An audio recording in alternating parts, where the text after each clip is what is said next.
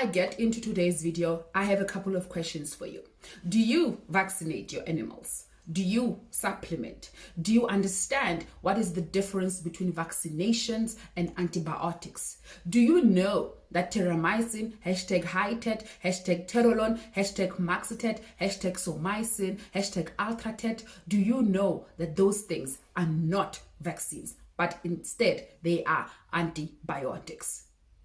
If you answered no to all of those questions, I would suggest that before you continue on this series on calf management with me, I would suggest that you please go back to my previous videos where I am talking about vaccination versus antibiotics. Go and understand why it's important to vaccinate. Go and understand why it's important to know the difference between vaccination and antibiotics. Because unfortunately, the more deeper we go into this topic of calf management, the more that you will realize that there are no shortcuts in life. All right, everybody, welcome back to my YouTube channel. This is Primary Animal Healthcare with me, Dr. Nobs. Right, let's get into today's video. Thank you to everybody who's been with me since the beginning of my journey on YouTube. And if you're coming for the first time or you're a returnee but you have not subscribed, I kindly ask you to please subscribe. It is absolutely free. YouTube will not be charging you for this. Okay, let's get into calf management part 2. So this was the most difficult video for me to make this week because I tried to want to break down the different topics that are there on calf management and try and address them individually. But then I realized that most of the topics that are there, they kind of connected. So you can't talk about this one without talking about the other. So on today's video, I'll be focusing mostly on the importance of colostrum, pre-calving vaccination, as well as calf scours, #calf diarrhea. So I will be touching a bit on all those three. Okay, let's get into it. So what is colostrum? Colostrum is the most important meal for a calf when it is born. So another thing, on today's video, we are assuming that we have a healthy, bright, alert, inquisitive calf that is here right now in this world. And what should you do to better its chances of survival? Right, so let's get into it.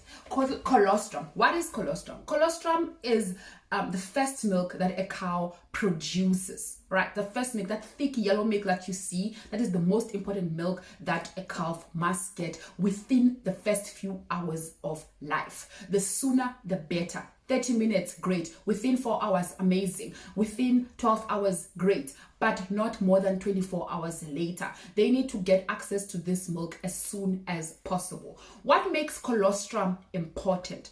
Guys, colostrum contains what you call antibodies. Those are soldiers that protect the body against diseases. Those that have been with me, they know what I'm talking about. I have explained it back in my previous video on vaccination versus antibiotics. I have explained a bit more what are antibodies and how they come about. All right, so colostrum contains those antibodies that the calf must get to be able to protect themselves against diseases for the first few weeks of life. So what happens is that when calves are born, they are born without the ability to protect themselves against most diseases, right? So their immune system, which is their system that helps them produce the soldiers that fight off diseases, is underdeveloped. It is immature. So they need this colostrum from their mom to be able to survive. Most experienced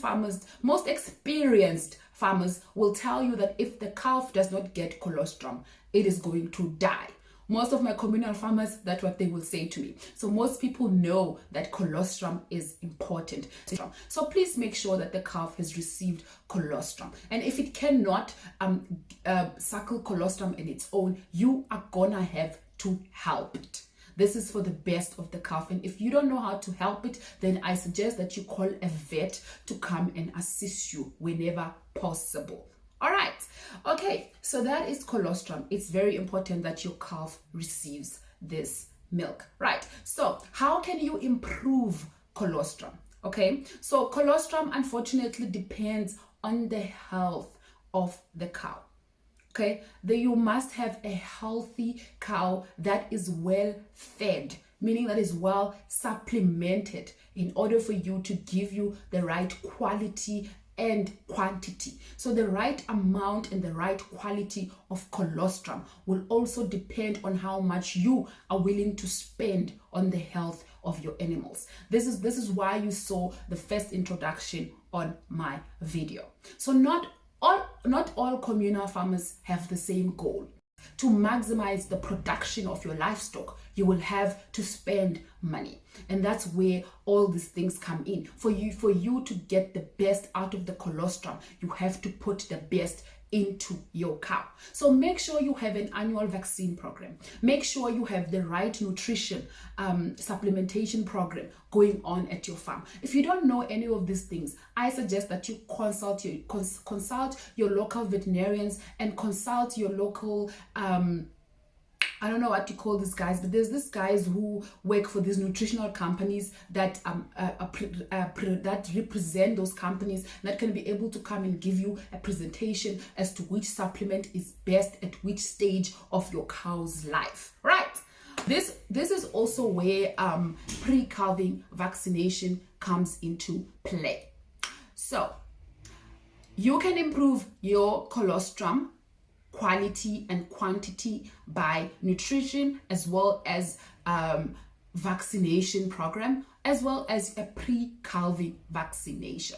So pre-calving vaccination, especially on the issue of calf diarrhea.